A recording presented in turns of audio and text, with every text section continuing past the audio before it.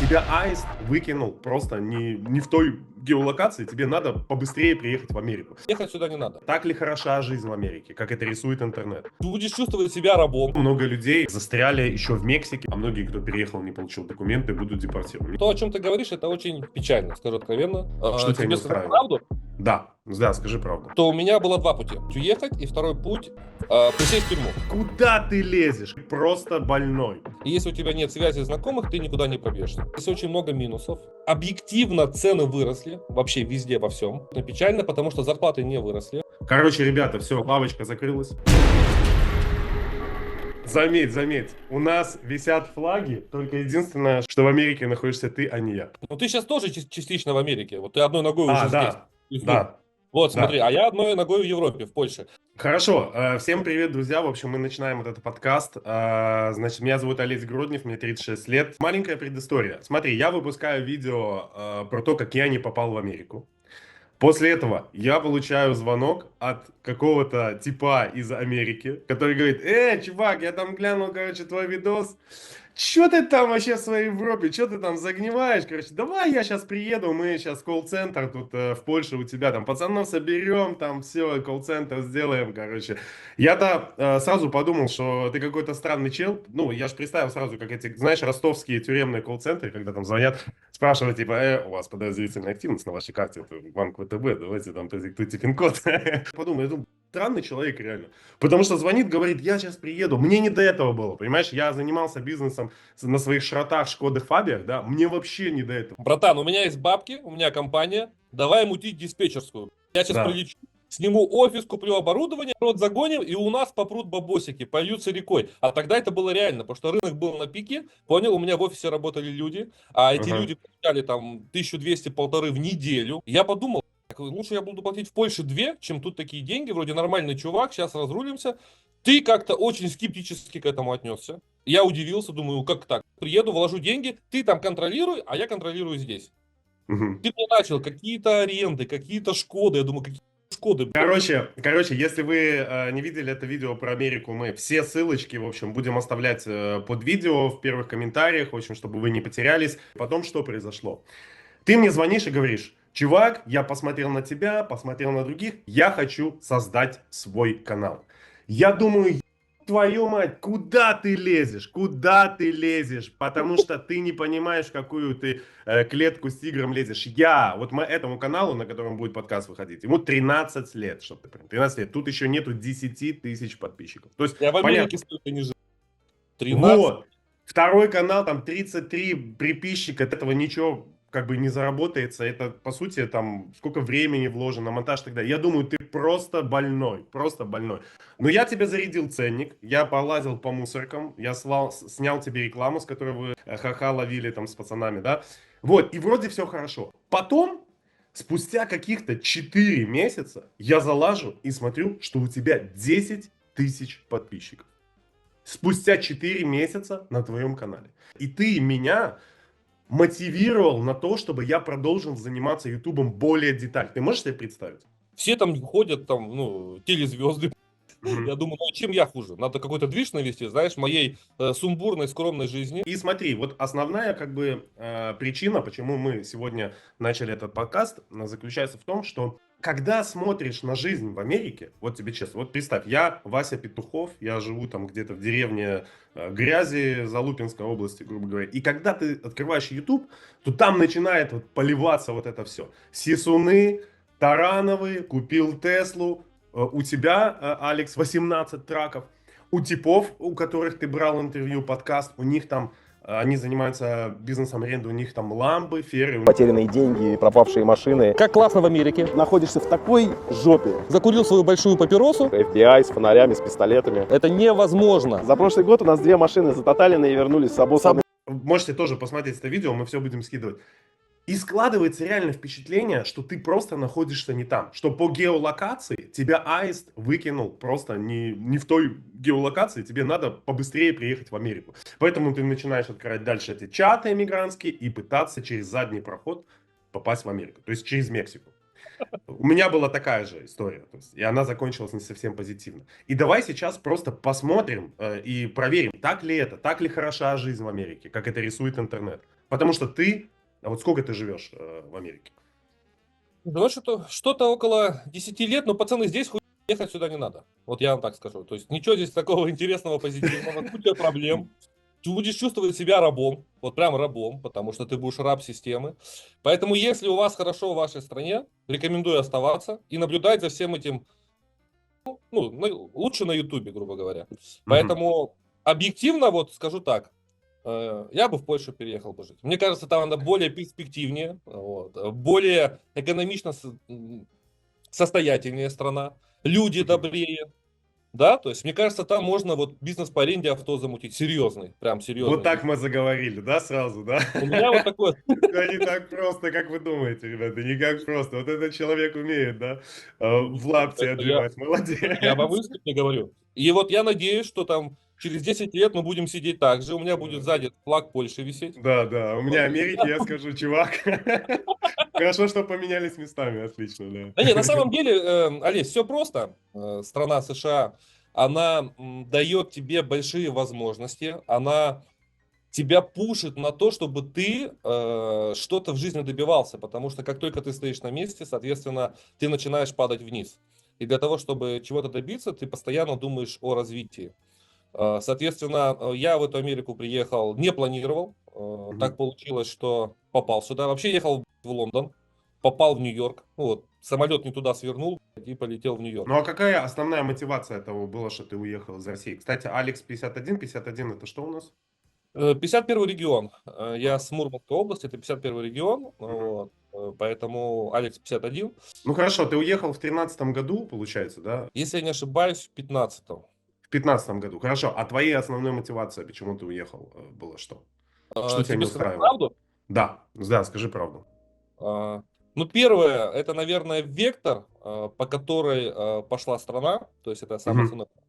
основное. Это мне не импонировало. Мгм. Вот. После событий там 2014 года Мгм. пошел 15 год. Потом развод. У меня был развод. Очень тяжелый развод был Мгм. в первом браке. И из этого все вытекающие. То есть я всегда хотел попробовать себя в другой стране. Всегда смотрел на это с большой перспективой. Думал, что я был уверен, что в другой стране можно добиться большего, нежели чем в России. В России я считал, что чего-то можно достичь благодаря связям. Только связям. Идти учиться в какой-то университет, получить хорошее образование и устроиться на какую-то обычную работу с какой-то средней зарплатой. И если у тебя нет связи знакомых, ты никуда не пробьешься. Но ты мне скажи просто с точки зрения, ты входил в средний класс, то есть у тебя были финансовые проблемы, либо у тебя проблем не было? У меня не было проблем. Просто вам для понимания скажу, у меня, у моей семьи, да, на тот момент в России, в Мурманске, просто вам дам понять, я жил в центре города, у нас была Мгм. квартира, и у нас в семье было 4 машины. Ford Focus, Porsche Cayenne, Beха семерка, BMW X5 и Subaru Tribeca. 5 машин было. То есть мы жили довольно-таки комфортно. Многие, которые сейчас тебя послушают, они зададут вопрос, реально, зачем ты уехал? Но мы как поняли, что это основная мотивация была оставить все и покинуть родину. По сути, ну, можно сказать, все, начать свою жизнь с чистого листа. Это было не финансовый вопрос все-таки. Нет, абсолютно. Я скажу больше, что так сложилось в моей жизни, что у меня было два пути. Первый путь уехать, и второй путь, скорее всего, мы не можем утверждать на 100%. Вот, мы можем только предполагать, потому что мы пошли по пути, я пошел по пути иммиграции, присесть в тюрьму. Когда я уезжал из страны, у меня были заблокированы все счета, и я все, что мог, я выдернул. И, соответственно, при приземлившись в Нью-Йорке, у меня было $106 кэшем, и больше не было ничего. Очень часто слышишь такие истории, но также еще слышишь истории, ребята, не надо обольщаться. Если вы едете в эмиграцию, будь то в Европу, будь то в Штаты, это многие люди говорят, неважно, какое количество денег вы берете с собой, вы их всех проебете. И когда вы их проебете, только тогда у вас начинает думать котел, и вы начинаете уже что-то предпринимать. Ты с этим согласен? 100%. Не так все просто, и не так все прекрасно в этой стране. И ты начинаешь думать, что тебе делать дальше. Либо уезжать, либо двигаться дальше. Ты выбрал из всех стран, из Европы, из Англии, то есть ты выбрал именно Америку. Хорошо. Почему ты выбрал Америку? Насколько сложно было тогда попасть? Вот сейчас люди сидят, они не могут в своих странах. В Минске получали визу, в Москве получали визу. Визу получали, когда развалился Советский Союз, чуть ли не в посольстве давали гражданство. Можно было прийти, я хочу I love America, make great again. Все, тебе давали, блядь, гражданство, ты ехал. Все, там Брайтон-Бич весь забит этими людьми, которые туда заэмигрировали. Скажи мне, пожалуйста, просто было тогда получить визу и... За счет того, что мы были чуть выше, чем средний класс, да, по стране, моя семья, мы очень много путешествовали, посещали много разных стран. Мгм. В том числе мы же жили там 200 километров, я с Мурманска, 200 километров границы с Финляндией, мы туда ездили очень часто, очень много, Мгм. вплоть до того, что нам давали шенген-визы там вообще на год, на 3, на 5 лет. То есть это прям, ну, тебе дают шенген и на 5 Мгм. лет, говоря. Самая главная задача заехать первый въезд это в Финляндию, а потом Мгм. уже дальше путешествуй как хочешь. Вот, мы посещали там и другие страны, там не только страны Евросоюза, и на основании этого я получил американскую визу вот так вот, щелк, и я ее получил. Прям вообще легко. Я даже скажу больше, есть очень смешная история, потому что когда я пошел сдавать на эту американскую визу, я обратился в агентство, заплатил какие-то деньги, они мне Мгм. говорят, так, подготовь там документы на недвижимость, на Мгм. машины, счета, ну вообще там прям такой список, знаешь, толстый такой бумажек, Мгм. и все, у тебя в Питере интервью, все остальное. Я говорю, ну окей. И так получилось, что уже нужно лететь, вот завтра, да? Мгм. А я понимаю, что по каким-то своим обстоятельствам у меня не получается лететь за этой визой американской. И я в расстроенных чувствах иду в свой любимый барчик, вот, там пивной дом он назывался, недалеко от моего дома. Пивной дом, Вот. блядь. И там Да, жил, да? очень крутой бар, вот прям вот ставлю лайк, респект этому месту. Там Мгм. это был бар для своих, там тусовались 80%, ну, одни и те же люди. Какие-то депутаты там областного совета, Мгм. городского совета, там, да, с администрации, там люди просто какие-то бизнесмены. И там вот, вплоть до того, что у каждого было свое место. Прям вот, ну, вот мы на баре. Выкупленных. Да, ну, Мгм. не выкупленное, просто там мы были там каждый день. То есть Мгм. там пили пиво, общались, там какие-то свои темы там. И сижу в этом барчике, и мне звонит Кен такой, ну что там, говорит, ты едешь? Я говорю, да Мгм. нет, ты знаешь, вот что-то там, у меня там завтра встреча, не получается. И он Мгм. говорит, Алекс, забей на эту встречу, это может быть самая важная поездка в твоей жизни. Прямо сейчас бери билет, у меня завтра в 9 утра, в 10 утра интервью в Мгм. Питере, а в 8 вечера я сижу в Мурманске в баре. Я говорю, ты уверен? А я уже выпил чуть-чуть, подпил пивка. Он говорит, стопроцентная инфа. Говорит, я проверял, надо ехать. Я говорю, окей, я тут же в баре покупаю этот билет, он за мной заезжает, мы Мгм. едем на машине в аэропорт, Мгм. он меня оставляет, я сажусь в самолет, лечу в Питер, и уже в Питере я понимаю, что я в машине оставил всю папку со всеми документами. Мгм. То есть вот эти все выписки, все вообще полностью. То есть я иду на интервью вот так вот, просто Мгм. здравствуйте, какие документы отправились, все, это я. Слушай, заходило нас 50 человек, Мгм. и насколько я понял, получило только 2 человека визу. То есть я был одним из этих 2 человек. Когда я же тоже в Варшаву, извините, я перебью, получал, ну, пытался получить визу в Америку, было, это еще было после начала войны, получается, и тоже 10% получало из именно русскоговорящих. Знаешь, я был на интервью 3 минуты или 4. Вот прям вот Мгм. вообще быстро. Там здрасте, здрасте, кто вы, что там, чем занимаетесь, почему едете, все, и опру, все, следующий. То есть это вот так было, да? И, ну, я вышел, помню, мы стоим, что-то там курим, болтаем, и все выходят, не дали, не дали, не дали, не дали. И я понимаю, что, ну, никому не дали. Дали какому-то чуваку, мне, а всем остальным отказали. И я тогда тут подумал, ну, типа, наверное, так должно быть. И, соответственно, у меня был уже куплен билет на вечер из Питера. И я помню, сижу на Невском в каком-то ресторане, пью уже пиво, знаешь, такой думаю, а прикольно, у меня есть виза в Америку. Ну. А у И через этих 3 нету дня пришел паспорт. бичей, ну. Вот. И Мгм. через 3 дня пришел паспорт с визой, все, я такой думаю, ну прикольно. А потом так сложилось, что, ну, это была одна из тех виз, которая у меня была в паспорте, которая потом, из которых я выбирал, что мне делать, то есть куда мне ехать. Ты говоришь, что ты ездил в Финляндию, как, грубо говоря, в деревню себе там за покупками и Да. так далее, да? Сейчас, чтобы вы понимали, Финляндию, во-первых, не пускают. Во-вторых, сложно получить визу. В-третьих, ВНЖ не получишь. Белорусы, там, россияне не получат ВНЖ. Очень сложные условия. Даже, чтобы ты понимал, было такое, что кто-то там выезжал из Финляндии, там, к примеру, там, с российским паспортом, не оплатил пару штрафов. Их заставили, короче, оплатить штрафы и не впустили в Финляндию. То есть и с них взяли деньги и не пустили в Финляндию. То есть сейчас настолько все ужесточилось, настолько многие люди стали изгоями, что они не могут не только в Европу попасть, они, ну, как жизнь поменялась. Я уже не говорю про Америку, я уже не говорю про Америку при Трампе. Это отдельный разговор. Вообще очень сильно сейчас закрылись, ну, по понятным причинам, естественно. И поэтому вот Америка и Европа кажется людям из наших СНГовских стран очень такой притягательной. Потому что чем больше она закрывается, тем больше она притягает. Слушай, ну тут А, возникает другой вопрос. А надо ли туда ехать? Если ты живешь в своей стране, да, если тебя там все устраивает, у тебя есть там стабильная зарплата, у тебя в принципе все хорошо, то для чего туда ехать? Только так, если в отпуск, знаешь, ну, Всегда трава зеленее. Если бы можно было в отпуск сейчас ездить, как это раньше. Раньше из Минска летали в Варшаву, там, в Прагу 2 часа, и ты уже тут. Сейчас, чтобы в Варшаву приехать из Минска, нужно, я не знаю, некоторые по 2 дня проводят на границе, чтобы ты понимал. Ну, то есть это очень жесткая сейчас ситуация. Вот смотри, вот ты заехал, получается, в Штаты, ты заехал в Нью-Йорк. Во-первых, как тебе Нью-Йорк? Сильный город или ты же был во многих странах? И какие твои первые работы, с какими трудностями ты столкнулся? там блядь, вот такие крысы, вот такие. Везде бегают, причем и на улицах, и в метро, и грязно.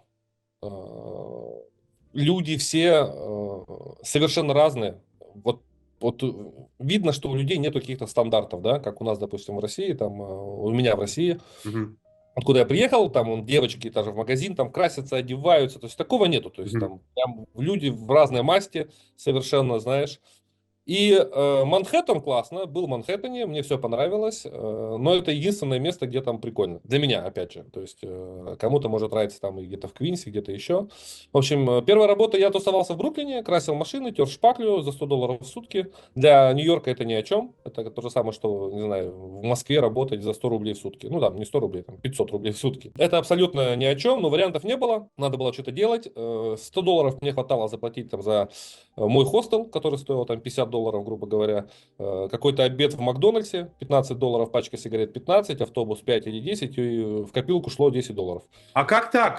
Ты не жировал? Знаешь, вот ты сейчас разрушил на самом деле мечты большинства количества иммигрантов по одной простой причине. Потому что я тоже, когда открываю, например, Тиндер, я смотрю, где девчонки. И для наших СНГовских, да, девчонок, самое верх, получается, крутых фоток, это поехать в Париж, да, вот, и сфоткаться. Для девчонок из Польши верх крутизны, это поехать в Нью-Йорк, сфоткаться там на этом мосту или там возле небоскребов и так далее. Хотя и там крысы дерутся за еду. Это не просто какая-то, получается, какая-то аллегория или каламбур. Это действительно так. Я когда был в Париже, я прямо заснял, как крысы дерутся за еду. А ты сейчас рассказываешь, что не так это все красиво. С деньгами красиво везде, давай так скажем. То есть я приехал, у меня было $106, мне было не до красоты, я думал о том, как бы мне что поесть завтра, и где бы сегодня там уронить свою жопу для сна. Опять же, я посмотрел, у тебя 18 траков, бокс-траков, например, Было, у было, пацанов. Мы было. еще про это поговорим. У пацанов там ламбы, у Сисуна миллиард траков, у Таранова там крутой дом, там с морковочкой его, там он купил Теслу, а на автопилоте. А ты говоришь, что ты сталкивался с какими-то проблемами, что тебе надо было прям выживать, что ты умирал от голода. Вот как это мачится вообще? Ну, слушай, ну, конечно, ты сейчас смотришь спустя много лет. Я думаю, что у этих ребят, которых ты назвал, я, правда, не следил за их жизнью, но я уверен на 100%, если они сюда приехали с маленьким запасом денег, они прошли все то же самое. То есть сейчас, конечно, спустя много лет, там кто-то что-то заработал, там стали развиваться, но вначале ты приезжаешь, у тебя нету ничего, там элементарно квартира в Бруклине 2500, там, да, там 2300, 2500, и ты ее просто так еще не снимешь. Ты должен будешь дать еще down payment 2500 и, соответственно, уже 5, и ты просто так не придешь и не снимешь квартиру. Кстати, моего друга, короче, который выиграл грин-карту, батя, пошел охранником у еврея где-то там на Брайтон-Бич, я не знаю, в аптеку, и работал, но он говорит, я зарабатывал там 1000, я не знаю, или 800, или $1800, но это было 2008 год, короче, он все равно вернулся обратно, да, в Беларусь. Но он говорит, очень хорошо, что можно было поспать в подсобке. Скажи и ты, как выглядели твои жилищные условия? Как вообще ты платил за это все? Сколько ты Я, зарабатывал? я платил по дням. Я прям вот день в день платил. И, соответственно, жилищные условия были такие. Это комната, 3 двухъярусные кровати, 6 человек. Как правило, это вновь прибывшие иммигранты. Таким был и я. Люди работали кто на стройке, кто в доставке. Я работал вот в бодишапе. И, соответственно, все мы платили день в день и жили вот вшестером в этой комнате. Все условия. Как ты вспоминаешь, с ностальгией или с ужасом это время? Скажу честно, я просто не вспоминаю. На секундочку, чтобы для наших приписчиков, которые смотрят это, да, сейчас на данный момент у Алекса свой дом, я его посмотрел, у него свой бизнес и был, и сейчас остается свой YouTube-канал, у него семья, и он тянет вообще всю свою семью, зарабатывает деньги. А до этого у тебя не было ничего, у тебя практически ты с трусами, как и я, приехал, да, вот сюда. Ну, я скажу, внесу поправку. Не я тяну, а у меня есть любимая супруга, которая принимает львиную долю в развитии бизнеса и зарабатывания денег, потому что порой это кажется невидимым, но она делает там бухгалтерию, ведет какие-то отчеты. Это все очень большой объем работы, который не видим, но он должен быть. Поэтому я хотел бы отметить, что это не я, это мы, это наша совместная. А так ты прав, я приехал, 2 сумки, Гуччи, Армани, что там еще там, вещи, в кармане ничего, и тер Ну, шпаклю. хорошо, ты работал на кэш, получается, Нью-Йорк, самая простая возможность работать на кэш, и получается, ты по какому статусу был? У меня была туристическая виза, я работал в Бруклине, я нашел, находясь в аэропорту в Хельсинках. Я прям с Хельсинков начинал звонить и искать работу. Меня Мгм. встретил мой босс, мой работодатель, и в этот же день он мне помог найти хостел этот, который был не так далеко от этого шапа, и вот, собственно, я заехал. Дальше, получается, ты работаешь по туристической визе, она у тебя заканчивается. Как ты решал этот вопрос? Слушай, там вообще, еще раз говорю, история очень долгая, порой грустная, порой очень веселая. Обязательно посмотрите тем, кому Мгм. интересно мой ролик Полное про эту видео. историю. Мгм. Да, полное видео. Я думаю, Олеся его оставит в описании. Отработав месяц в Нью-Йорке, я понял, что ловить нечего, ты там ничего не заработаешь. Просто, ну, грубо говоря, жить вот так всю жизнь, зарабатывать на сегодняшний день. Завтра, если ты заболел, день пропал, соответственно, все, ты уже не выжил. То есть ты живешь, ты прям на грани. Один из моих знакомых там в России мне помог, купил мне билет в Вегас. Не знаю, почему Вегас. Я подумал, что Вегас это очень крутой город. Да, да, где можно бабосики зарабатывать. Да-да. И в один день, прямо день в день, я сказал своему боссу, что я ухожу. И мне было не важно, что он ответит. Ну, скажу откровенно. Я просто собрал вещи и поехал в аэропорт и улетел в Вегас. Слушай, а что это было за дня, когда еврей хотел ты бесплатно как раб работал Да, на это в еврея? Денвере было. Побыть в Вегасе какое-то время, я понял, что там ловить нечего. Ты не поверишь. Где-то в чате с какими-то там людьми я списался с каким-то чуваком, он был с Денвера. Он мне сказал, слушай, ну да, ситуация тяжелая, приезжай в Денвер ко мне, и типа тут все окей. Авантюра очередная. И, ну, подумал, что, наверное, нужно ехать. После этого я купил билет на автобус и поехал на автобусе. Приехал в Денвер, пожил месяц у этого чувака, и потом он мне заявил, что у него появилась девушка, и мне нужно съезжать с хаты. А я ему уже накинул, короче, на ход ноги бабосиков за рент, мы же так договорились. Ну и, соответственно, я начал жить там, где работал. То есть, Американская дружба самая сильная, тебя поставили в неловкое положение. И что дальше? Как ты выживал все, именно? да, то есть я вот устроился тогда в Денвере в шапу к пожилому мужчине из Израиля. Мгм. И, соответственно, я в этой шапе работал, потом, когда нужно было съезжать, я понимаю, что денег особо нету, никто мне ничего не сдаст, у меня нету ни соушала, ни кредитной истории, ничего нету. И я начал в этом шапе оставаться ночевать, ну, то есть жить на этом диванчике, тут вот шпаклю тру, через метр диванчик кожаный у нас А там как это был. возможно? Я просто тоже красил машину, я понимаю, какой там запах, я понимаю, что ты можешь угореть, ты можешь... Получается, что прям ты был маляр, там, где ел, там, где спал, там, где работал, там, где спал, не видел белого света, а тут люди рассказывают, что ты приезжаешь в Калифорнию, Пальмы, и ты попиваешь смузи. Ну, если Как это? бабосики есть, то, конечно, смузи, Беверли-Хиллз там, и наслаждаешься Но люди океаном. же приезжают в Америку, чтобы деньги зарабатывать. Получается, не все так просто дается. Слушай, ну у каждого своя миграция, знаешь, я так скажу, миграция она одна, но у всех она своя, поэтому вот у меня была такая вот иммиграция. И еще раз повторюсь, на тот момент, когда я переезжал, как мне кажется, на Ютубе не было столько информации, сколько есть сейчас, да, то есть не было столько этих телеграм-каналов, чатов, то есть я не знал, что, допустим, есть какие-то фудбэнки, бесплатная еда, я не знал, что куда-то можно пойти в какие-то там, я не знаю, там церкви, где тебе помогают, то есть я реально понимал, что если есть я, и, грубо говоря, кроме меня, мне никто не поможет. Я сейчас слушаю твою историю, да, и в Европе то же самое, в Польше то же самое. То есть тут та же самая ситуация, деньги достаются сложно. Если ты там не криптокарренси, там чувак, да, который на легких деньгах, все очень сложно, и если ты будешь умирать, ты просто будешь подыхать, и тебе никто не поможет, в действительности. Ну, слушай, возможно, помогут. Я думаю, тебе не откажут, умереть тебе не дадут. Но, во-первых, ты не забывай, тебе сразу выставят счета. Потом, даже если ты узаконишься, да, здесь получишь какие-то документы, тебя найдут. То есть и к Да, тебе придут.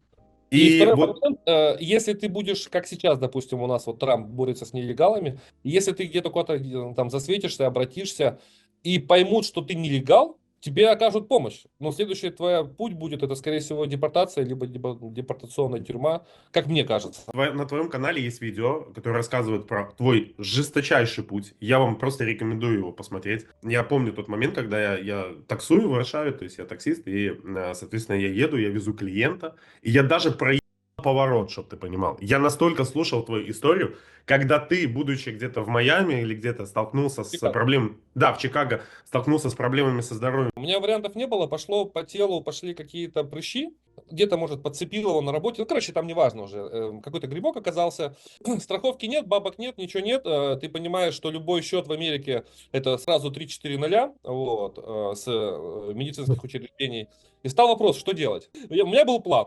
Все, у меня было время продумать. Я пошел в дерматологическое диспансер вот в Чикаго, нашел.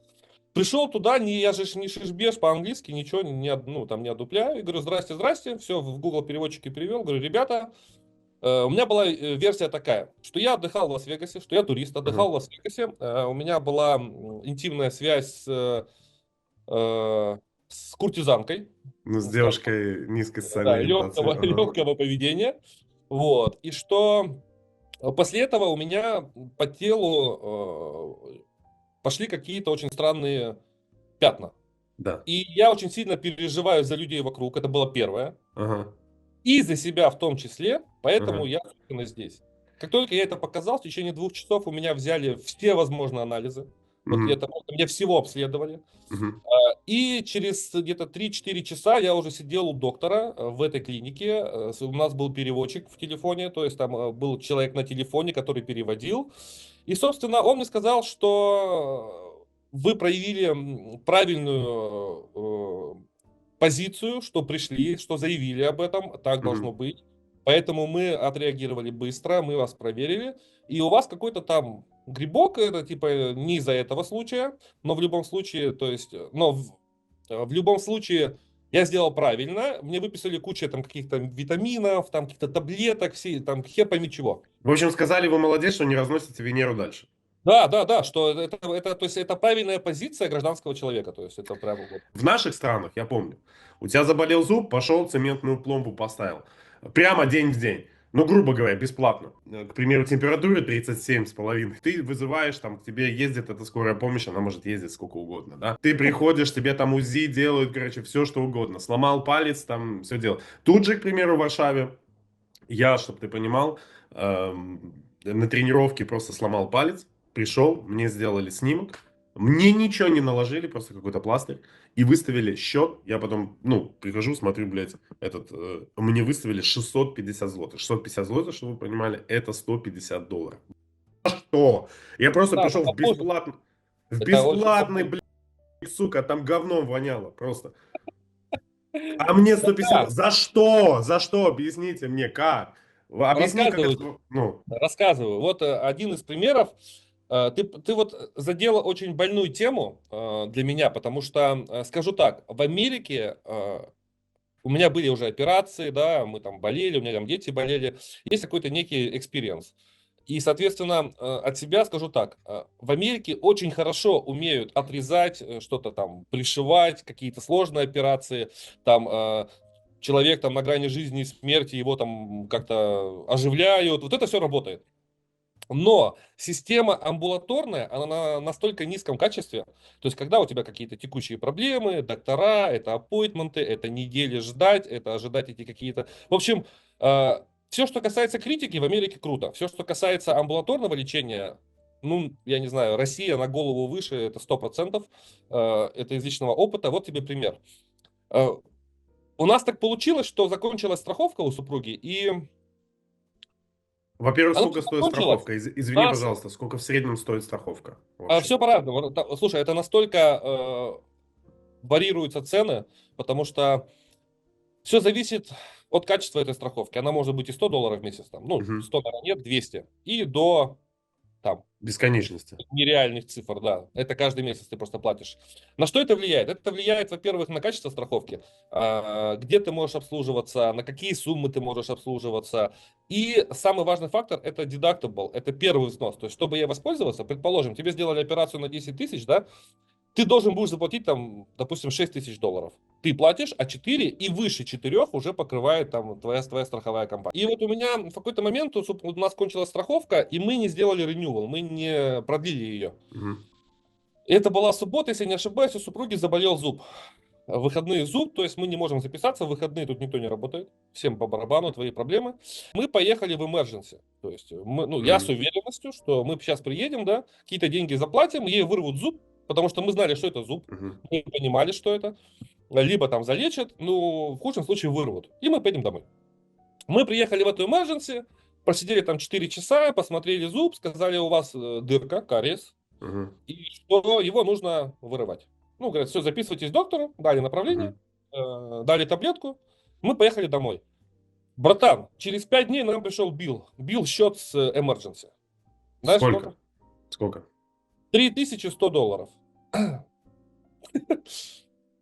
За то, что нам сказали, что нужно вырвать зуб, и нам дали таблетку.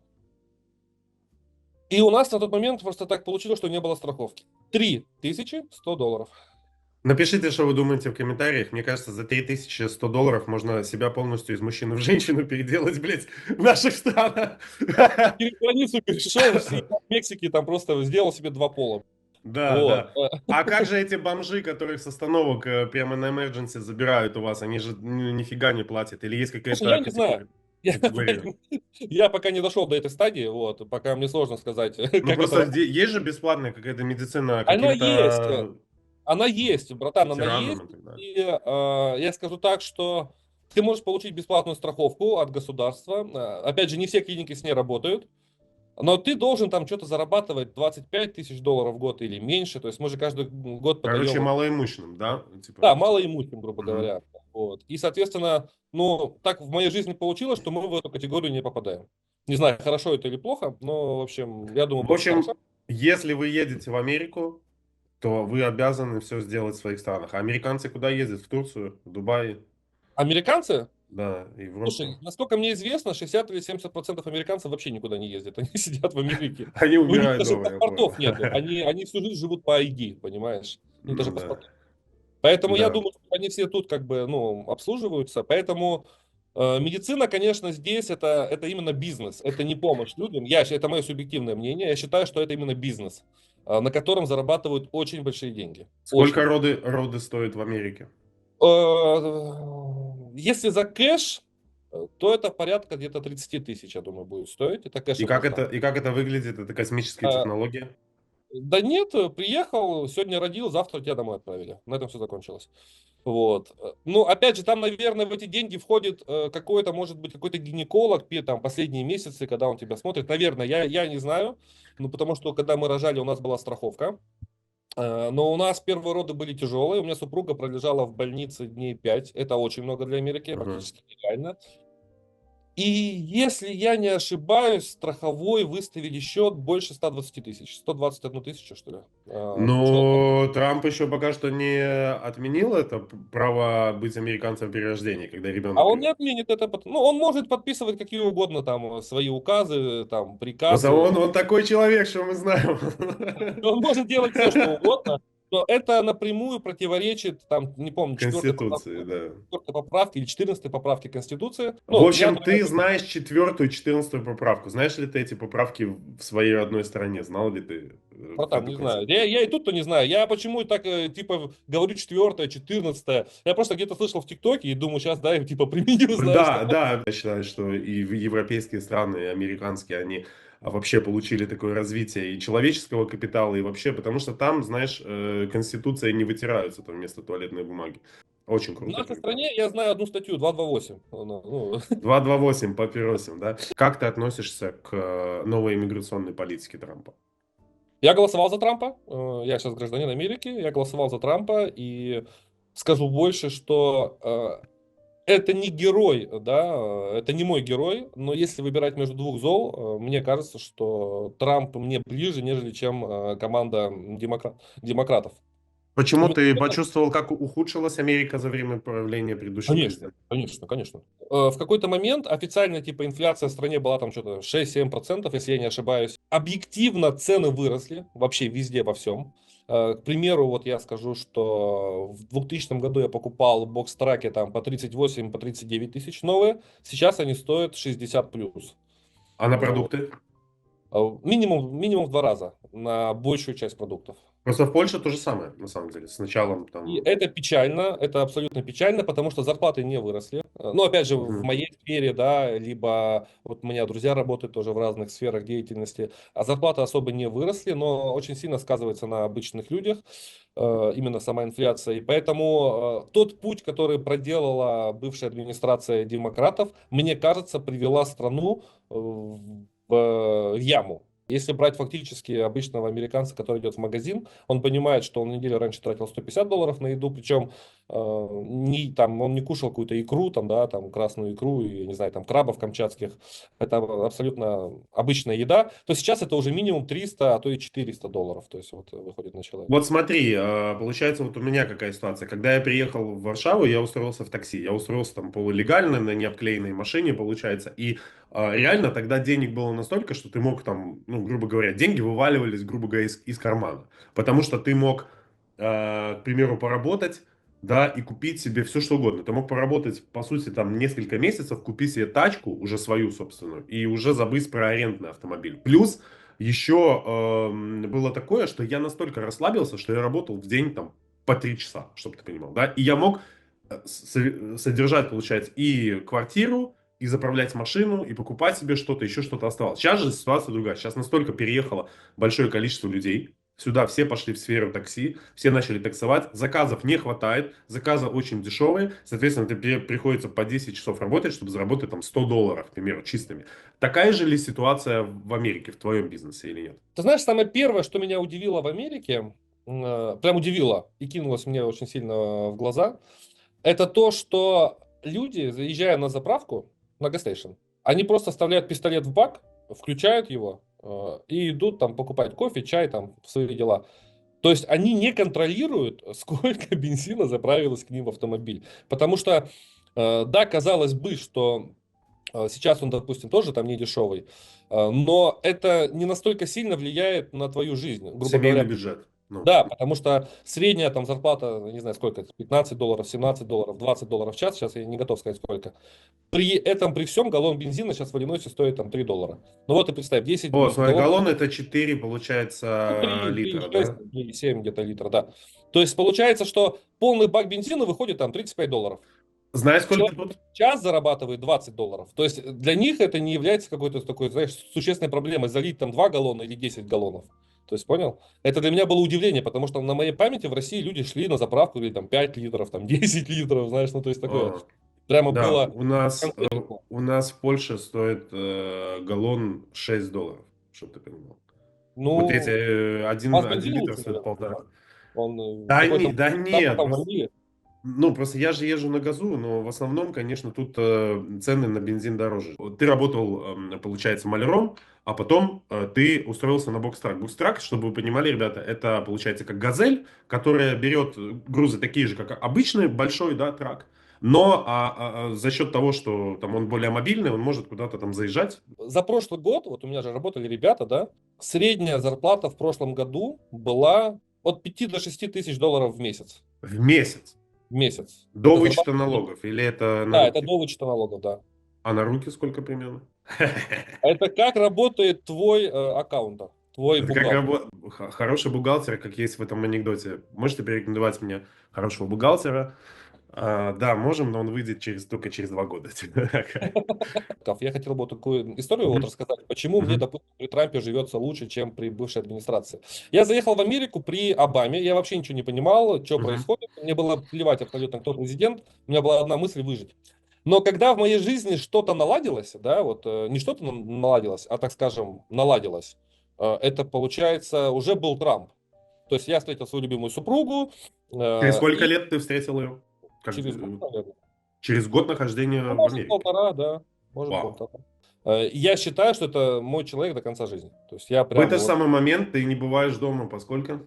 Слушай, все по-разному. В данной ситуации, вот последний год, я в среднем езжу 3 недели, неделю дома. Вот мы познакомились с ней, да, она переехала ко мне, и ну, я снимал тогда комнату, у меня лист заканчивался в сентябре, и мы, в принципе, начали искать какую-то себе квартиру. Мы ничего не нашли, и мы решили, что мы будем покупать свое жилье, и мы съехали в гостиницу. То есть мы в сентябре съехали в гостиницу, сентябрь мы весь прожили в гостиницах, и 4 октября мы уже приобрели наш таунхом. Но для общего понимания, мы в середине августа уже понимали, что мы будем что-то покупать, и мы пол августа и сентябрь, работая вдвоем, при этом живя месяц в гостинице вот весь сентябрь, мы заработали на первый down payment, нам еще немножко теща добавила небольшую сумму, и мы купили дом. А сколько это первый down payment и сколько стоил дом? Дом стоил что-то чуть больше 160 тысяч, down payment мы дали что-то в районе 14 тысяч. 14 13, тысяч. И ты, будучи еще не с женой, будучи с да. девушкой, не имея паспорта американского, не имея грин-карты, а она, я так понимаю, была гражданкой из США, правильно? И на тот момент я этого не знал, да. И вам выдали, получается, кредит на дом, Ну, не правильно? то, что нам, а ей, давай так Ага, скажем, ей дали моргидж, ипотеку, и мы купили дом. в Но Чикаго. заработали, да, в Чикаго, да, ну, район Чикаго. Но мы Ага. заработали за 1,5 месяца на down payment, чтобы ты понимал. 14 тысяч долларов. Да, нам теща добавила 1003, наверное, 4. Я врать точно не буду, точно не помню, но 11 вы заработали. да, при этом при всем мы месяц жили в гостиницах. Ждали, пока нам опрувят. Хорошо, и вот в этом моменте у многих людей из наших стран происходит определенный диссонанс.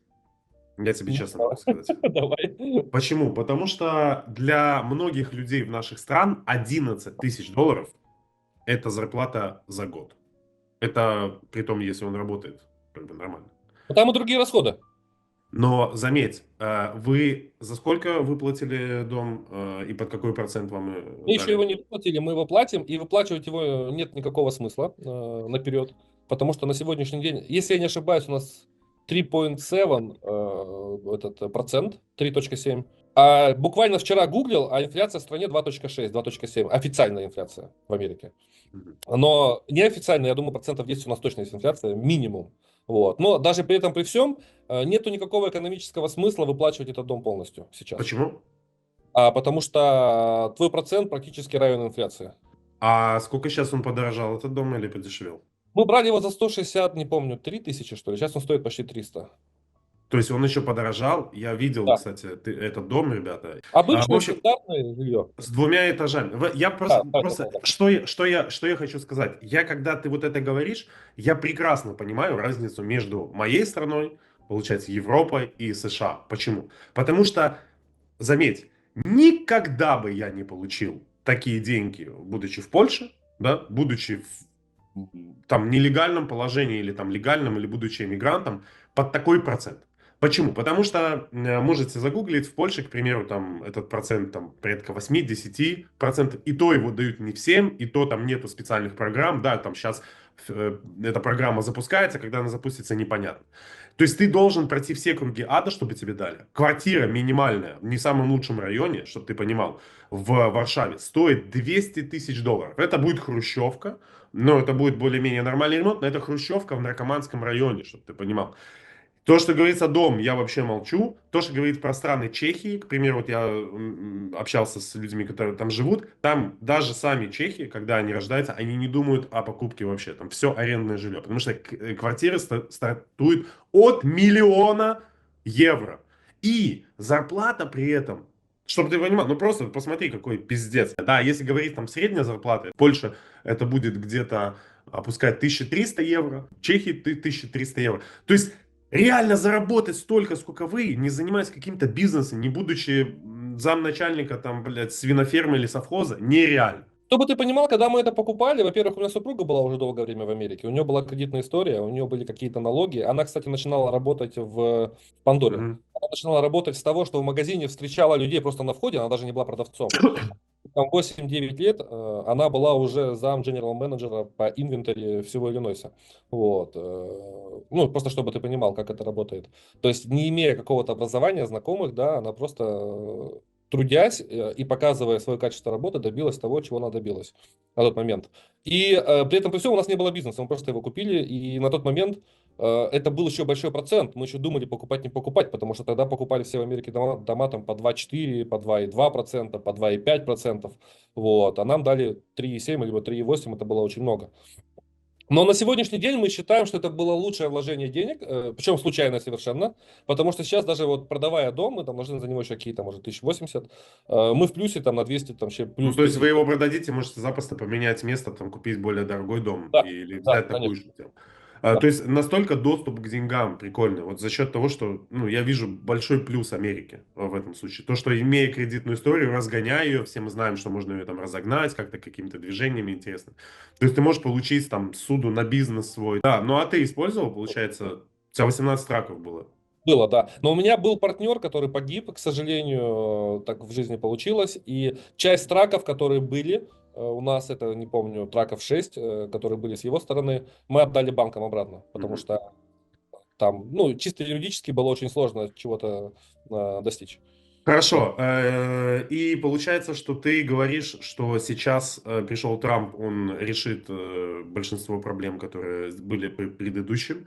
И ты говоришь, что ты заявляешь то, что ты рад, что происходит ужесточение миграционной политики. Смотри, в двух словах я тебе сейчас объясню. После слов Трампа, как там, drill, baby, drill, вот. На следующий день в Калифорнии, ну, может, там, вру, может, там, через 3 дня, я в тот момент просто был в Калифорнии, бензин упал до 3, до 3, и 3 доллара 60 центов стоил галлон. Когда в среднем все эти годы он там стоил 5 плюс долларов. То есть у нас это сразу сильно ударило, допустим, ну, как ударило. Бензин подешевел по всей стране. Для меня это плюс. То есть, да, для моей работы это прям огромный плюс. Соответственно, я думаю, это начало. Но, смотри, ты тоже когда-то был иммигрантом. 26 января начались масштабные рейды по задержанию нелегальных мигрантов. В немилость попали тысячи людей, их там забирают в различных Walmart. Тем не менее, происходят именно такие, получается, можно сказать, чистки, да. Более того, много людей, можете написать в комментариях, застряли еще в Мексике, получив appointment по CBP-1. То есть многие застряли, не смогли приехать, а многие, кто переехал, не получил документы, будут депортированы. Мне кажется, это жесткая просто дичь, которая не дает возможность... Хотя Америка и является эмигрантской страной, созданная эмигрантами, многими прабабушками, прадедушками. Сейчас она так относится к людям. Ну, я с этим в корне не согласен. Не дает Олег, ну, нормальной... понимаешь, у каждой стороны есть две медали. То есть то, о чем ты говоришь, это очень печально, скажу откровенно. Это правда.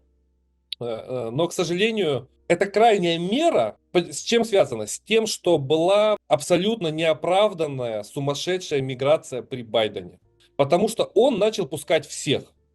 Соответственно, зашло очень много там убийц с криминальным прошлым, там террористов, и это доказано.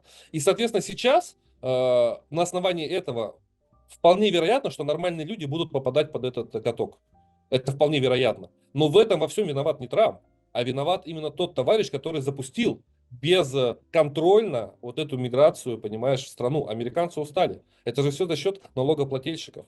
Это, понимаешь, но дошло там до абсурда. В аэропортах терминалы выделяли, они там жили, там вот эти страховки им бесплатные, еда, жилье. Это же все легло на плечи кого? Простых американцев. Я вот плачу налоги, да, вот работаю, плачу налоги, и при этом, при всем, испытываю неудобства на сегодняшний день в своей стране. Потому что у меня возле дома в магазинах появилась охрана, появились бомжи. То есть, такого не было. Они появились. И если брать общую картинку, то, скорее всего, американцы, опять же, тот круг, с кем я общаюсь, они очень довольны этим решением. Они не думают о том, что есть нормальные люди, потому что общая картинка печальная. То есть Сенегал, Гватемала заезжают и начинают. Да, понимаешь, если бы на тот момент он бы пускал людей по U4U, да, вот Байден, сделал бы именно контролируемую миграцию, пускал бы там нашего брата, да, из России, там, с Беларуси, то есть там это очень маленький процент людей. Хотя наш брат, да, наш вот русскоязычный, Понимаешь? насколько я понял, это 11 или там вообще там 10% Какие-то, из да, всего. небольшие. Дичь начали творить вот ребята, которые вот с Южной Америки, да, вот они начали творить дичь, а просто наши ребята сейчас попали под этот каток. И вот это печально. И уже вопрос не к Трампу, а вопрос к Байдену. Почему он в свое время не регулировал поток мигрантов? Ну Кому 10 хорошо, мандатов, а кому хорошо. И люди сейчас задают вопрос, а как же сейчас попасть в Америку, если, ну... все то же самое? Легально? А что такое легально в моем А понимании? через Мексику ты уже не попадешь, насколько я понимаю. Я же говорю, легально. В моем понимании, легально попасть в Америку — это грин-карта, рабочая виза, там все виды виз, какой-то брак с американцем, либо грин-карта. Как и должно быть. Как и должно быть. Понимаешь? Да, я это понимаю, но, конечно, да, сейчас очень все ужесточилось. Я вот говорю, что раньше, извини, когда я еще смотрел видосы про то, как люди заезжали, складывалось такое впечатление: приезжаешь в Мексику, тебя сразу пропускают, ты берешь машину, прорываешь эту границу, там немножко посидел и все, и залетел. А сейчас Просто получается... понимаешь, у меня такой вопрос возникает. Вот человек, который приходит сюда через Мексику, да, через границу и просит политическое убежище. Допустим, ну, предположим, из России. Чтобы ему попасть в Мексику, он же едет куда? Он же едет там сначала в Европу, в страну, потом в Мексику, потом Или в Америка. Турцию, или в И Дубай. возникает вопрос. Ну, неважно, да. И возникает вопрос. У тебя перед Америкой была куча стран, если ты бежишь по политическим мотивам, где ты мог попросить политическое убежище. Почему ты там этого не сделал? А потому А что если... Турция и Эмираты не являются с точки зрения американского правительства действительно безопасными, потому что происходит экстрадиция и так Хорошо, далее. хорошо. Но ты мог поехать в ближайшую страну, не тратить столько денег. То есть, как мне кажется, иммиграционный офицер, да, он может подумать, значит, ты просто хочешь попасть в Америку. Если ты действительно бежишь от того, чтобы тебя не убили, тебе не важно, куда бежать, тебе важно попасть в какую-то страну, чтобы там тебя приютили. То есть сейчас, получается, Америка не настолько заинтересована в рабочей силе, как она была до этого. Я не знаю, наверное, с тем потоком мигрантов, который произошел за 4 года, наверное, нет. Короче, ребята, все, лавочка закрылась. Вот так вот. Поэтому я думаю, что нам надо ждать опять Байдена. Люди в России, они вынуждены заниматься тем, чтобы выжить, и думают о том, как бы выжить. А проблема Америки в том, что у людей слишком много денег, и они думают, как бы им прогрессировать. То есть, и поэтому это очень сильно двигает как экономику страны, так и развитие вообще, в принципе, в любой отрасли, если взять. Поэтому вот в этом большая проблема. Здесь рабочий с завода, он не думает о том, что завтра какой-то будет какая-то проблема, и ему придется что-то продавать, что-то где-то искать, занимать денег. Он всегда знает, что он может пойти в банк, взять за что кредит, он знает, что есть кредитные карты. Он уверен в завтрашнем дне, что завтра его там, грубо говоря, не выгонят с завода, и он не сможет обеспечивать свою семью. У них есть свой дом, у них там в семье 3 машины, одна там для выходного, да, одна машина для работы и одна машина для супруги. То есть они живут спокойно, уверены в том, что завтра все будет хорошо. В том числе они думают о том, чем бы им еще заниматься, а именно там каким-то развитием там, на Амазоне бизнеса, да, то есть при этом при всем это не мешает им работать на заводе. В России, насколько мне известно, когда я жил, опять же, все может поменяться, я давно не было в России, там люди думают о том, как бы им выжить. Постоянно. И притом я хочу заметить то, что и в Москве там круглосуточные магазины мебели. То есть ты можешь ночью поехать купить. Зачем, сука, тебе этот ебучая табуретка? А там они понимают, если мы не проработаем, мы недополучим прибыль. Соответственно, когда ты приезжаешь в Польшу, тут воскресенье день не торговый, получается не рабочий, тут работает определенное минимум количество, а в основном все отдыхают. И ты тоже думаешь, ну как можно отдыхать в субботу? Ну это ж можно денег заработать, поднять бабла. То есть это... А в Финляндии вообще пипец. Там вот как бы Финляндия считается там в рейтинге, к примеру, одна из самых счастливых людей. Там нет коррупции, там средняя заработная плата там довольно-таки высокая. Там Это вся запас... Скандинавия. Финляндия Там что-то медленно, могу. конечно, медленно течет это время, и там фин, вот когда он сидит, вот он может сидеть, у него слюна течет, он смотрит, как снег падает, снег выпал, ну, надо пойти шуфелем его почистить, чтобы он опять выпал. Ну, такая, понимаешь, жизнь. В наших же странах ты понимаешь, что ты, если не поработаешь, ты просто сдохнешь с голоду. Поэтому я считаю, что, ну, мое личное мнение, что за счет того, что в Америке много возможностей, в Европе тоже, к примеру, мы отказываемся автомобиля. У меня было 3 автомобиля тут. В наших же странах, у тебя есть машина, круто, ты крутой чувак. Ты можешь поработать полмесяца, купить тут тачку. Вот, ну, как бы в Польше. Ну, Она это реально. только имеет, ну, она только имеет значение, наверное, в тех странах, где на буйволах ездят просто. Ты считаешь, что крутой чувак. Не совсем с тобой согласен. Насколько мне известно, допустим, Россия сейчас сильно очень шагнула вперед, очень сильно развита система кредитования. Опять же, сейчас, безусловно, высокие проценты, это китайские автомобили, это связано скорее с, ну, понятно, с войной и с теми санкциями, которые ввели. Но на тот момент, когда я уезжал из России, так оно и было. Это было вот более Сколько они стоят, эти китайские автомобили сейчас стоят столько же, сколько немецкие стоили до этого. Но при этом, при всем, я хочу сказать одну простую вещь, что в России, на самом деле, не хочу ее хаять, это прекрасная страна с большими возможностями, которая, как мне кажется, мое субъективное мнение, она в ней можно быть лучше, чем в Америке. Там Если просто... ты зарабатываешь деньги в Америке и приезжай туда тратить, конечно. Нет, я не хочу сказать, что там все плохо, нет. Я Мгм. люблю эту страну всем сердцем, я русский, я этого не стыжусь и говорю, ну, потому что сейчас я еще и Твоя американец. родина. Мгм. Да, это моя родина.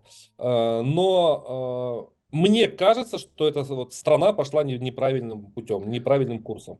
Вот. И возможно ли, чтобы там было лучше? 100%. Как только там будет лучше, когда или хотя бы так же, или хотя бы чуть-чуть хуже, чем в Америке, я вообще не думая, я соберу своих детей, семью, куплю квартиру в Москве, да, там либо где-либо в другом городе, и мы переедем. Я с тобой согласен, родина это всегда родина, и если бы не было там каких-то проблем на родине, никто бы из нас не эмигрировал, что я, что ты. Потому что, ну, складывается впечатление, что сейчас в 21 веке вместо того, кто там правит, лучше, чтобы там вообще страной GPT-чат правил, это намного будет эффективнее, понимаешь? А ты адаптировался к американской культуре уже сейчас? Или ты чувствуешь себя, ну, все равно чужим, то есть находясь в этой стране? С каждым годом я все больше чувствую, что это, ну, что я становлюсь именно ячейкой этого общества. Даже сейчас, имея паспорт на 100%, я этого не чувствую. Но, допустим, я точно знаю, что мои дети уже точно будут американцами, которые здесь родились, живут и вот учат, там ходят в садик, сейчас в школу пойдут. Смогу ли я здесь жить дальше? Какое-то время да, но я своей старости здесь не вижу. Я почему задал этот вопрос? Потому что я не так долго прожил в Польше, не так долго прожил в Европе, но я себя все равно чувствую тут немножечко чужим. Я за счет того, что не владею нормальным языком, за счет того, что я еще не влился в эту культуру. С одной стороны, поляки, вот, пример, да, они относятся очень френдли, особенно к белорусам. Они, если ты неправильно что-то скажешь, как и американцы, что-то неправильно скажешь по языку, да, вот, польскому, они тебя поправят или просто поймут, что ты скажешь. Они очень, не знаешь, не как в наших странах, там, приехал человек из Узбекистана, грубо говоря, а на него показывают пальцем, вот смотри, обезьян, грубо говоря, так. Ну, То есть, здесь с тобой не соглашусь. Сразу я тебя хочу перебить. Больше ли это в России, нежели чем в Америке? Наверное, больше этого. Но я не могу сказать, что такие все. Вот тут я сразу с тобой не очень соглашусь. И еще очень важно понимать, какую политику ведет эта страна. Если она из всех утюгов говорит о том, что приезжие плохие, ну, тебя зомбируют, и ты будешь так думать. Большая беда, большой теракт в Крокус-Сити-Холле. Понимаешь? Как начали булить из-за этого. Кто в этом виноват? А ведь не все плохие. А ведь люди ведь тоже приехали в Россию не из-за хорошей жизни в своей стране, а чего-то добиться и чего-то заработать. В Америке, когда что-то происходит, они не говорят в средствах массовой информации расу человека. Они не да. говорят, откуда он. Понимаешь? Они просто говорят, что вот случилась такая проблема. Почему? Нет, для того, чтобы у людей не складывалась картинка, что вся нация такая. Потому что я смотрел одного из блогеров, там, Илья Рыбалка, ты его знаешь. Ты, кстати, многих блогеров знаешь. Сисуна знаешь, в тусовках всяких чердаков тусуешься. Да? Ну, то есть, в этих ребят, которые... Я там нету в этих тусовках. Ты не тусуешься, там у тебя есть знакомые через одно рукопожатие, сколько я знаю. Ну, в принципе, да. Я про что говорю? Я смотрел этого блогера, и он брал интервью у американского полицейского. И американский полицейский в Калифорнии, он говорит, что когда мы будем иметь дело с тобой, неважно, кто ты, иммигрант или нет, у нас нет права спрашивать у тебя паспорт, у нас нет права спрашивать твой... Твой иммиграционный статус. Да, иммиграционный статус. Нам все равно абсолютно. И даже может быть такое, что если ты, к примеру, женщина, которая делает ногти, ты можешь запросто приезжать на дом, там, жена заместителя начальника бордер патруля, да, и ты без work authorization и без этого за кэш будешь ей пилить ногти. Имейте в виду, что когда ты в Америке, ты личность, ты человек, прежде всего. Неважно, какой у тебя статус. Ты с этим согласен или нет? Просто тут в 100% у Польше... тебя есть права, у тебя есть конституция, есть права, и здесь очень хорошо работают адвокаты, и все это знают, что если вдруг нарушены твои права, ты можешь их отстоять, безусловно. То есть ты чувствуешь некую защищенность. Ребята, сделал небольшую вставочку.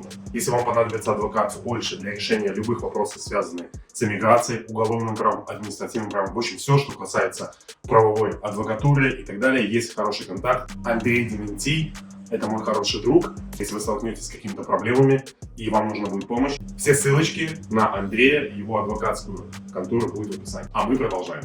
Но если я не ошибаюсь, то сейчас Трамп подписал указ, могу ошибаться, если что, ребят, поправьте в комментариях, правоохранительные органы теперь имеют право спрашивать твой Он иммиграционный много чего подписал, я более чем уверен, его потом не переизберут и опять вернутся обратно, потому что, ну, А его не это же... переизберут, это второй срок его. То есть Да, после- но тут просто суть, за счет чего? Вот мне нравится, за счет, кстати, в Польше тоже так, да, вот есть абсолютно два противоположные, левые и правые, и где-то посередине они все сходятся. За счет этого какая-то стабильность. Нету такого, как в наших странах, все идут только налево или все идут только направо. За счет этого, за счет конституции, за счет либерализма, капитализма, ну, как бы делается вот положительные вещи, что каждый находит человек себя в этой. Слушай, у меня, в общем, есть знакомые, элита минского бомонда, в общем, Виталик, он выиграл грин-карт. Вот он сейчас написал мне, когда я анонсировал этот стрим, он написал: Виталя, привет тебе, Штаты это топ, но куча недостатков. Тут приходится не просто работать, а въебывать, если не хочешь стоять на месте, чтобы закрывать свои билы. И я всегда, когда захожу на его страничку в Инстаграме, он постоянно в пути, он постоянно куда-то едет, все, никак не может никуда доехать, потому что он работает на инклоузе, то есть это закрытая двойка, имеется в виду, что перевозка автомобилей, чтобы вы понимали, в закрытом такой трейлере, то есть дорогостоящих автомобилей, и он постоянно Ламбы, Бугатти, там, что он только не забирает, короче, ездит по Монтане, там, сям, там пиво попил. Интересная жизнь, с одной стороны, но спит в машине, не видит никого, в общем, и чисто вот на работе. И задается всегда вопрос: хотите ли вы такой жизни? А вам придется пахать, вам придется, сука, работать. Но вы, когда приедете как иммигрант, вы один раз сфоткаетесь возле пальм в Лос-Анджелесе, это будет последний раз за 5 лет, когда вы, блядь, сходите на Беверли-Хиллз или куда-то. Или я преувеличиваю, ты скажи. Америка, это, знаешь, вот ты бежишь, и за тобой паровоз бежит с билами. Он прям едет. Когда ты споткнулся, упал, он тебя переехал, и дальше ты за ним бежишь. Да, То есть, да. и тебе нужно его догнать и перегнать. Работа, работа, надо работать. А И когда всё. жить? Ты же приезжаешь за картинкой, когда жить, друг мой? Слушай, ну тут вопрос твоих амбиций. Вот мы с тобой затронули разговор о том, что как здесь живут обычные люди. Обычный работяга работает на заводе с понедельника по пятницу, суббота, воскресенье, выходные. Также есть отпуск, пожалуйста. Какие проблемы? То есть также и в России. Короче, Если работать у тебя много надо высокие будет амбиции, или нет? Скажи мне. если у тебя высокие амбиции, ты хочешь жить в хорошем доме, ты хочешь, чтобы твои дети учились в хорошей школе, ты хочешь, чтобы они пошли в хороший университет, хочешь ездить на хорошей машине, ездить в отпуск, и как это принято в наших странах, что там твоя вторая половина сидит дома, не работает, ты их обеспечиваешь, ну, это твой выбор. Как говорится, взял мяч, так хуяч. А если ты, да, хочешь жить так же, как и в России, при этом при всем в свободной стране, со свободой слова. Вот, кстати, насчет свободы слова. Когда Байден был президент, я заходил к нему в Инстаграм, я писал ему, что Байден отстанет. И он удалял. Ничего никто не удалял, никто ко мне не пришел, ничего не было. Свобода слова, да, то есть я езжу, у меня кепка Трампа спереди на лобовом стекле, и это тоже все окей. Никто меня не бежит, не бьет, там, не ругает. Да, это К классно. этому веду. Если ты хочешь просто жить, да, как обычный человек, работая, то мне кажется, что на сегодняшний день здесь гораздо выгоднее это делать. И ты будешь так же жить. Бро, почему весь мир следит за выборами в Штатах? Потому что там реально люди выбирают. Вот в чем Да, вопрос. это правда. И чтобы ты понимал, самая лучшая страна — это та, где вы не знаете, как зовут вашего президента. Вот я, к примеру, в Польша, вот ты меня спроси, какой президент, я не знаю вообще, как его зовут. Мне все равно. У нас уже немного времени, к сожалению, мы не можем пообщаться. Вы понимаете, какая у нас плотность разговор, насколько он интересный. И, возможно, ребята, если вам понравится, вы напишите ваши вопросы в комментариях, и мы сделаем еще один эфир. Небольшой блиц-вопрос. Вот на данный момент сколько ты в месяц зарабатываешь? Сколько ты зарабатывал, к примеру, сколько ты в месяц зарабатываешь вот как владелец бизнеса в лучшие времена и когда ты сам на траке ездишь?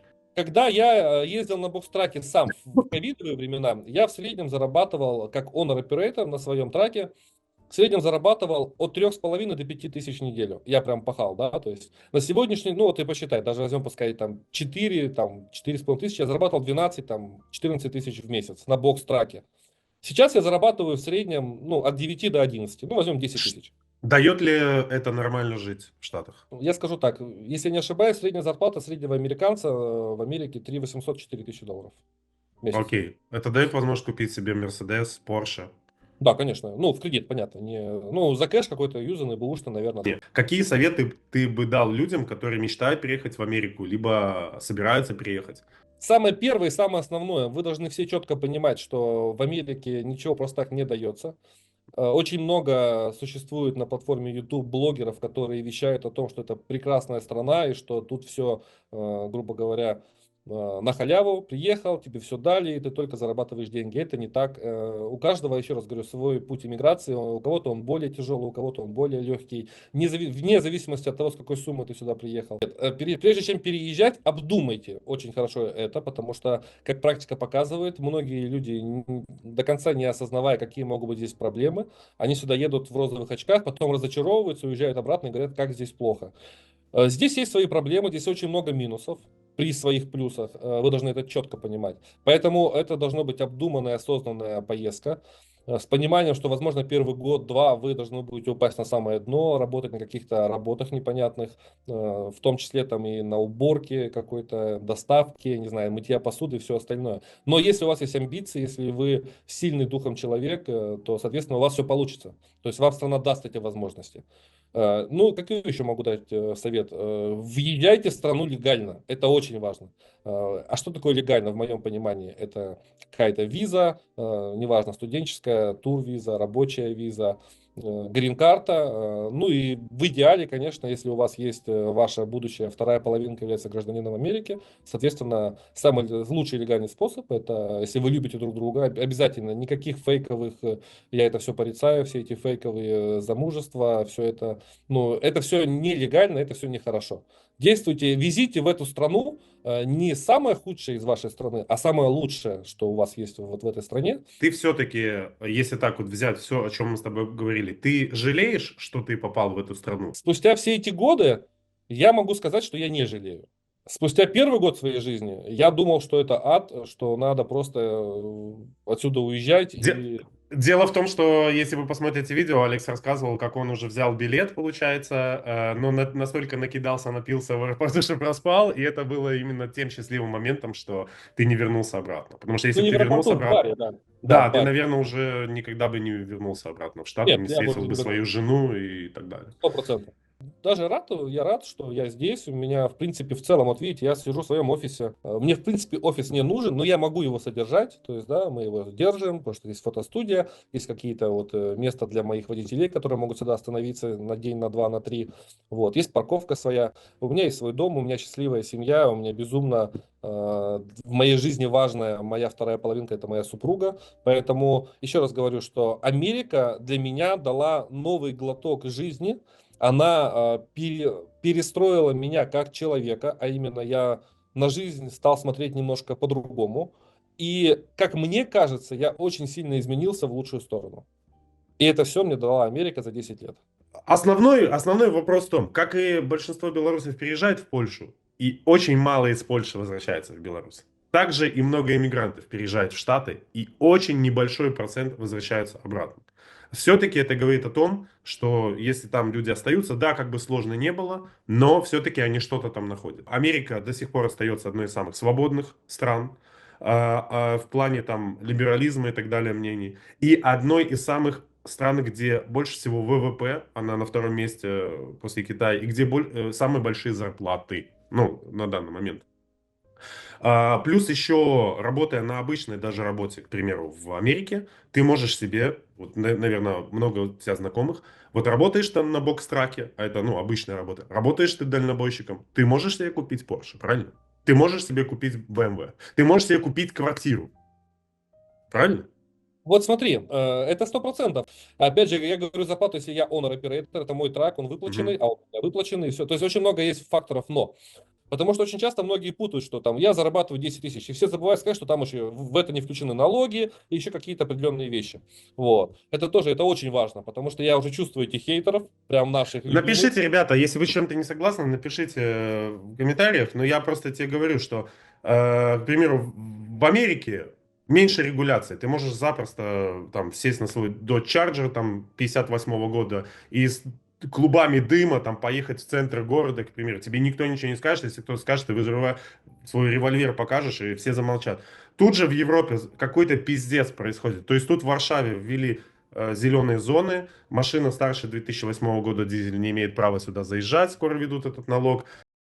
Они говорят, зеленая столица, хотя вокруг мусора валяется столько в кустах, что просто, ну, какой-то тебя вот Greenpeace, тебя полиция ебет, тебя муниципальная полиция. То есть все зарегулировано, все сложно. А получение гражданства сложно. Это сложно, взять кредиты сложно, это сложно, все сложно. Зарплаты маленькие. Чтобы ты понимал, в такси, чтобы зарабатывать нормально, то есть 12 часов, чтобы чистыми $100 заработать, да, 12 часов. Те же самые деньги в Америке, чтобы ты можешь $400 заработать за это время. $400 и 100 можете Не сами знать. заработаешь. Нет, это все сказки, такого нету. 250, сейчас $300, это прям считается грязные деньги, это топ. В среднем, вот у меня вот в Аризоне ребята работают, в Калифорнии, даже по Чикаго. Ну, в среднем $250, 270. Это грязные. 250 долларов в Варшаве, к примеру, в такси, чтобы заработать, это ты будешь чистыми, да, это ты будешь работать 5 дней. 5 дней, минимум по 8 часов. Ты должен работать. И, естественно, там ту же самую квартиру, $650 ты будешь платить в Чехии, там, ты за такую будешь платить косарь евро, понимаешь? Чтобы ты понимал. Ну, это, ну, просто несоответствие, понимаешь, всех этих расходов и доходов. Все-таки в Америке, мне кажется, я бы туда приехал, ребята, мое личное мнение, что туда стоит ехать, начинать свою жизнь. Другой вопрос, конечно же, лучше это не делать так, чтобы ты гражданство ждал там 15 лет, залазить в эти все вещи, да, хотя и такие люди, тоже нормальный путь, но лучше всего легально. Но легально сейчас уже при Трампе меньше возможностей, к сожалению. Ну, опять же, ну, не лучше всего, а нужно ехать только легально. Все эти кривые схемы оставить и все остальное. Я начал тебя больше узнавать и смотреть твои видео. Если честно, первое впечатление у меня было, ну, такое, что надменный чел какой-то трезвонит в мою жизнь, да, и пытается там что-то мне рассказать, да, с Америки. Но когда я с тобой пообщался, я что увидел? Первое, что ты огромный трудяга, очень большой трудяга.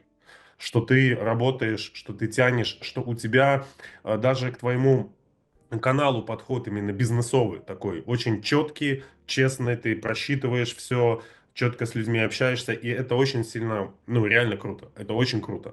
Чем ты честнее показываешь, кем ты являешься, тем тебе легче становится жить вообще по жизни и вести свой YouTube-канал. И люди это чувствуют, мне кажется, нет? Да, да, и самое что интересно, если ты нечестный, если ты нечеткий, ты можешь, ну, просто довести до такой ситуации, что тебя просто все равно твои подписчики разъебут рано или поздно. Не нужно казаться лучше, чем ты есть. Не нужно, мне кажется, кого-то учить жизни. Ты можешь просто рассказывать со своей колокольни вот, Мгм. о каких-то вещах. И, соответственно, чем проще ты, я раньше эту, кстати, фразу не понимал, чем ты проще, тем к тебе больше люди потянутся. И это был, наверное, один из основных факторов, почему за вот 5 месяцев у нас уже больше 11 тысяч подписчиков. И, кстати, вот недавно вот у ребят брал интервью, ну, не интервью, подкаст был с ребятами с Лос-Анджелеса, очень крутые ребята, открытые, причем я к ним ехал, я думал, я деревня, еду, короче, к олигархам, ну, я знаю, что у них там Ламборджини, Феррари, там у них такие тачки, там просто космос, да, они сдают в аренду, оказалось все вообще банально, наоборот, кардинально. Простые ребята, простые в общении, такие же трудяги, работяги, и, наверное, это был один из тех факторов, почему одно из видео в ТикТоке у меня с ними набрало больше 2,7 миллионов просмотров. То За есть, сколько? За двое суток. Двое суток, 2,7 миллиона. 2,7 ляма просмотров. Ребята, человек начал канал свой меньше, чем полгода назад. Чтобы вы просто понимали. Комментарий, подписывайтесь на канал Алекса51, на мой канал. Все ссылочки на все видео мы оставим. Напишите ваши вопросы, да, напишите ваши вопросы, которые у вас были. И Самое главное, что я хотел сказать, что ты познакомил меня с той командой, с которой я занимаюсь на Ютубе. Алекс, дядя Бой, крутой чувак, прям профессионал. Спасибо тебе. Спасибо тебе, что я познакомился с тобой, ты меня с ним. Благодаря ему канал, в принципе, и двигается, и существует. не было бы Ютуба, не было бы вообще ничего, и наших знакомств 100%. и так далее. Поэтому 100%. YouTube классная вещь для кооперации. Спасибо и всем пока. Надеюсь, получится классный Все, подкаст. Олег, спасибо Да, тебе большое. Увидимся. да, давай.